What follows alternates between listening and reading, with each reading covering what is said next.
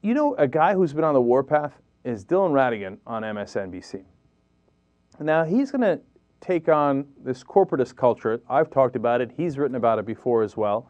We came out with articles, I think, maybe on the same exact day on this same topic. So apparently we're on the same wavelength. And he's, going after these guys more and more. And he's one of the few guys in the mainstream media right now where they discuss the real motivations of the politicians and how they're getting paid off by the lobbyists. Now, we put a spotlight on it because it happens so infrequently. And to the point now when I see Ratigan's show on this, and I've seen now a number of times that he's done the same thing, I think he might be even handling it better than the print journalists. Because every print journalist article I see talks about how the senators want this or that because they're conservative or they're moderate or they're centrist, but they don't mention the lobbyists at all as to what their motivations would be. And those are terrible articles because they're leaving out the real motivations of the politicians. Well, Ratigan handles that. Now, as you watch this video, look at what he calls, what I call him corporatists. Look at what he calls them. It's much harsher. It's interesting. Let's go to clip number 9 here. Helping us identify corporate communism in our country that is a cancer on our nation. The folks at the Sunlight Foundation, Jake Brewer. A little sunlight's a very powerful thing for those who like to use money to steal from us. Sheila Krumholtz, Executive Director for the Center for Responsive Politics, and its website, opensecrets.org, which is where we're able to find out who is getting bought off by who. And then you can see here, of course, Jonathan and Karen. Jake, I will begin with you. Walk us through how it is that the lobbyists are controlling this process.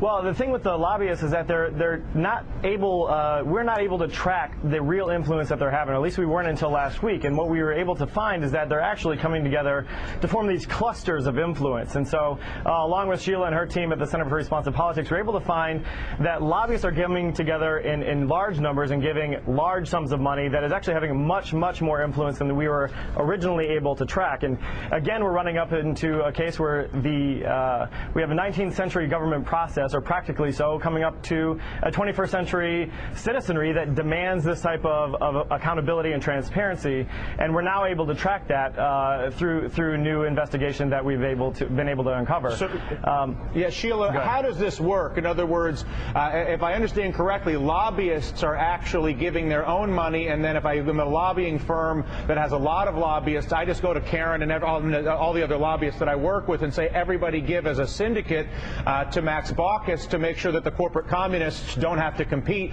while everybody else in this country does have to compete. For example, again, preventing competition so that our healthcare companies can continue to take money without actually having any real competition. Well, it's interesting. This research, I think, puts a fine point on the connections, how the lobbyist contributions really echo and complement those of their clients.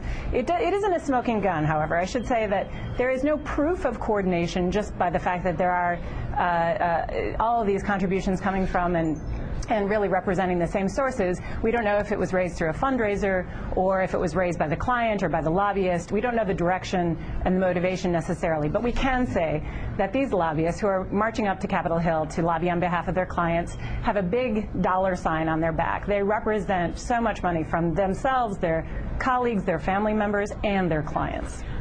Well, politically speaking, though, Dylan, too, I mean, you have to ask yourself, you look at the composition of the committees, you look at the dollar donations that they're getting. This is how business is done in Washington. This is how political compromise gets made in Washington. Maybe we'll get a little bit of change, but not so much change. And that's sort of what we're seeing, I think, with Wyden. Jake, the more I learn and see this, the more I suspect we don't have a two-party system, but we have a one-party system where it's those who have the money to control Democrats and Republicans to ensure they don't have to compete. They get tax loopholes, et cetera, and then everybody else that gets screwed. Is that basically how this country's set up right now? Increasingly, that's the way it starts to look, doesn't it? I mean, I think the problem here, too, is that we're just simply not able to track who is having the real influence on this bill. At least we haven't been.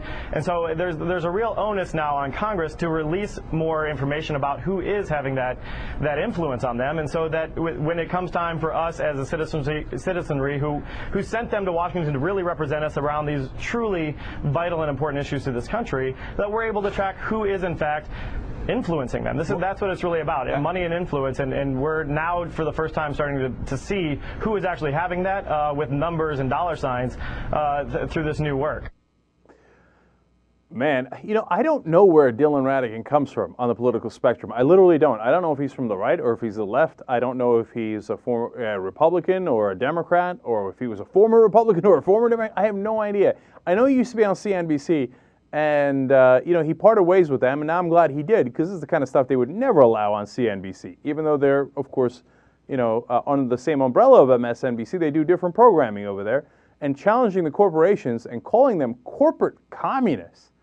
No, that's not going to fly at CNBC. But he's entirely right. I mean, that's harsh language, but I like that kind of language, because that is what they are. They're, as I've explained many times, and I got a blog up on it today on our website, on theyoungturks.com. I even did a poll on it on AOL's Hot Seat. They're corporatists, and they're the opposite of capitalists, because capitalists want free markets, and they want choice for the consumer, and they want competition. These corporations, yes, they're a byproduct of capitalism, an offspring of capitalism, if you will, but once they're born, they have the Oedipus complex. They want to kill capitalism. They don't want you to have choices. They don't want there to be real competition. They want to snuff out the competition. Now, that's normal. I get how that works. The problem is when these corporatists, or as Ratigan calls them, the corporate communists, capture the government. And then they use the government to kill off their competition. And that's the situation we have now, where they funnel in a lot of money through these lobbyists to buy politicians on both sides, on the Democratic side and on the Republican side. And so they set up a system where, in fact, right now in the healthcare industry, there's very little competition. And if you try to offer up a public option as competition, they go ballistic. They've thrown every weapon they have in their arsenal to try to kill the public option, because God forbid they should have competition. Now look, if you say, hey, you know what, the government shouldn't be in that business, other private companies should be giving them competition, I don't disagree with you there, okay? But that's not the situation we're in, because the government has already been captured. Now let me explain what I mean by that real quick. Look, on a state-by-state level basis, they only allow certain corporations in that sphere, okay? Now, if they opened up every state to every insurance company in the country, then you might have more healthy competition where premiums get lowered. And that's a proposal I'm definitely willing to listen to. That might be an interesting way of bringing down costs and introducing competition.